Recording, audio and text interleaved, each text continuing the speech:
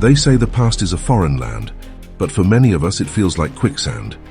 Regret grips us, whispers cruel reminders of our mistakes, and keeps us stuck. What if I told you that the way out isn't to fight the quicksand, but to stand still, to let it go entirely? That's the Stoic way. Today we're diving deep into 10 Stoic ways to overcome past regrets and mistakes and regain the peace you deserve. But first, if you're ready to conquer your inner struggles and live with purpose, hit that subscribe button and join us on this journey of unshakable resilience. Let's walk this path together. We've all been there. Maybe you missed an opportunity that could have changed your life, and now it haunts you like an echo. But here's the first lesson Stoicism teaches us. Regret is a mental construct, not a reality. It's not the mistake itself that holds you captive, it's how you think about it. So, let's shatter those chains. Here are the 10 ways a true Stoic overcomes regret. You have control. Regret thrives when we blame ourselves for things we couldn't control. Epictetus, one of Stoicism's greats, said, "Some things are up to us, and some things are not." Think back to that time you missed a job opportunity. Did you prepare, show up, give your best? If yes, then your role ends there. The outcome? It was never yours to control. Stop carrying the weight of outcomes that were never in your power to decide. What would happen if you only judged yourself on what you could control? View regret as a teacher. Marcus Aurelius wrote, "The impediment to action advances action. What stands in the way becomes the way." Mistakes aren't just errors, they're feedback. Each regret is a lesson in disguise. Imagine you argued with a loved one, said things you regret. Instead of wallowing in guilt, ask, "What can I learn?" Maybe you lacked patience, maybe you misunderstood their intentions. Now you know better, and knowing better means you can do better. Regret is like the philosopher Diogenes, constantly criticizing your actions, but instead of living in a barrel, regret lives rent-free in your head. Kick it out. Premeditatio malorum. Here's where Stoicism gets controversial.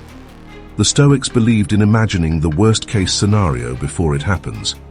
They called it premeditatio malorum, or the premeditation of evils. If you anticipate failure, regret loses its sting. It's not about pessimism, it's about preparation. If you expect obstacles, you're ready to face them, and the emotional baggage of regret vanishes. Next time you're nervous about giving a presentation, imagine forgetting your lines, dropping your notes, or someone yawning in the audience. Sounds harsh, right? But now that you've pictured it, those fears lose their power. Forgive yourself. Regret grows strongest when we forget that we too are human, imperfect, and learning. Think about a time when a friend came to you with a mistake they regretted deeply. Maybe they hurt someone they loved or failed to meet a goal. What did you do? You probably reassured them, saying, "It's okay, you're not defined by this moment. Learn from it and move on." Now ask yourself, why can't you offer that same kindness to yourself? Stoicism teaches us to treat ourselves with the same fairness and understanding we give others. Epictetus reminds us, "When you are offended at any man's fault, turn to yourself and study your own failings. Then you will forget your anger." Forgiveness doesn't mean erasing the past. It means acknowledging it, learning from it, and choosing not to let it weigh you down. It's a way of saying, "I made a mistake, but I am not the mistake." Let that truth sink in. Live in the present moment.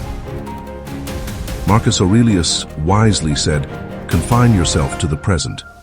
Yet, most of us live trapped in the past, replaying our mistakes over and over, as though thinking about them endlessly will somehow change them. The Stoics knew that the present moment is all we truly possess, and it's where we must focus our energy. Think about this. You're walking through your day, but your mind is stuck on that time you embarrassed yourself at a meeting or made the wrong decision in a relationship. While you're lost in those thoughts, life is happening around you. The opportunity to connect with a loved one, to enjoy a beautiful day, or to improve your current situation slips away unnoticed. Living in the present isn't about ignoring your mistakes. It's about recognizing that the only way to improve is to act now. The past is unchangeable and the future is unpredictable, but this moment, it's yours to control. Regret is like carrying a bag of bricks everywhere you go. Drop the bag. It wasn't even yours to carry in the first place. Number 6. Reframe your mistakes as part of your journey. Regret tells you that mistakes are failures. Stoicism tells you they're stepping stones. Seneca said, "Difficulties strengthen the mind, as labor does the body."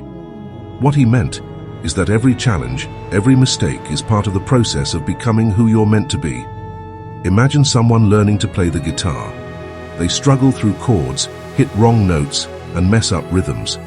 Would you call that person a failure? Of course not, it's part of learning. Yet when it comes to our own lives, we expect perfection and call every misstep a disaster. Reframing your mistakes means seeing them as necessary. The relationship that didn't work out taught you what love isn't. The job you lost pushed you towards something better.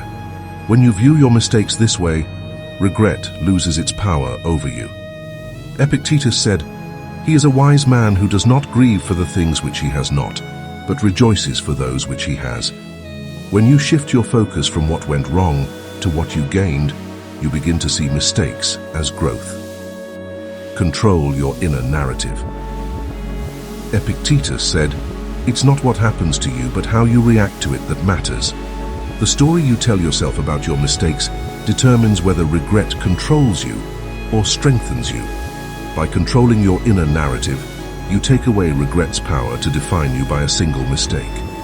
You shift from being the villain in your story to being the hero who learns and grows. Marcus Aurelius wrote, "You have power over your mind, not outside events. Realize this, and you will find strength." This is the Stoic secret. You can't change the past, but you can change how you think about it. And by changing your thoughts, you change your future. Regret loves to play the role of the narrator in your life. Don't let it. Grab the pen and write your own story. Use regret to build virtue. Regret can either break you or build you. It's all in how you use it. A Stoic understands that mistakes are opportunities to practice and strengthen virtue. Seneca said, "Every new beginning comes from some other beginning's end." This means that within every regret lies the seed of growth, waiting for you to nurture it. Let's say you regret snapping at a coworker during a stressful moment. Instead of letting guilt fester, use that moment to practice patience the next time you're stressed. Regret isn't a prison. It's a reminder to choose a better path moving forward. Virtue, in Stoic terms, isn't something you're born with. It's something you build. Courage, patience, humility, all of these come from facing and learning from moments of weakness. When regret surfaces, see it as your chance to strengthen these qualities. Marcus Aurelius wrote, "Waste no more time arguing about what a good man should be. Be one." Regret is a signal. It's telling you where you have room to grow. Don't argue with it. Act. Accept the finiteness of time. Here's the truth no one likes to admit. The past is gone, the future is uncertain, and all we truly have is this moment. Marcus Aurelius said, "You could leave life right now." Let that determine what you do and say and think. Regret wastes the one resource you can never get back, your time. Imagine spending hours replaying a mistake from 10 years ago, maybe a relationship that ended poorly, or a career opportunity you let slip by. Those hours are gone, just like the moment you're regretting. The Stoic way is to acknowledge that time is finite and to use what remains wisely. Seneca warned us, "It is not that we have a short time to live, but that we waste a lot of it." Regret is one of the biggest thieves of your time. Instead of letting it steal more, choose to focus on what you can do today to create a better tomorrow. Regret is like scrolling through your phone for hours, only to realize your battery is almost dead. Time to plug into the present before you miss the chance. Number 10. The love of fate. Finally, the ultimate Stoic mindset, amor fati, or the love of fate. This means embracing everything that happens to you, the good, the bad, and yes, even the mistakes. Friedrich Nietzsche, heavily influenced by Stoicism, put it perfectly. That one wants nothing to be different, not forward, not backward, not in all eternity. Think of a major regret in your life. Maybe it was a failed business, a broken relationship, or a path you didn't take. Now, ask yourself, who would you be without that experience? Would you have learned resilience, humility, or the value of starting over? When you love your fate, you stop wishing for things to have been different and start appreciating how they've shaped you into who you are today. Each of these principles leads to the same core Stoic truth. Regret isn't your enemy. It's a tool, a chance to grow, learn, and move forward with purpose. By letting go of the past and embracing what is, you reclaim your peace and your power.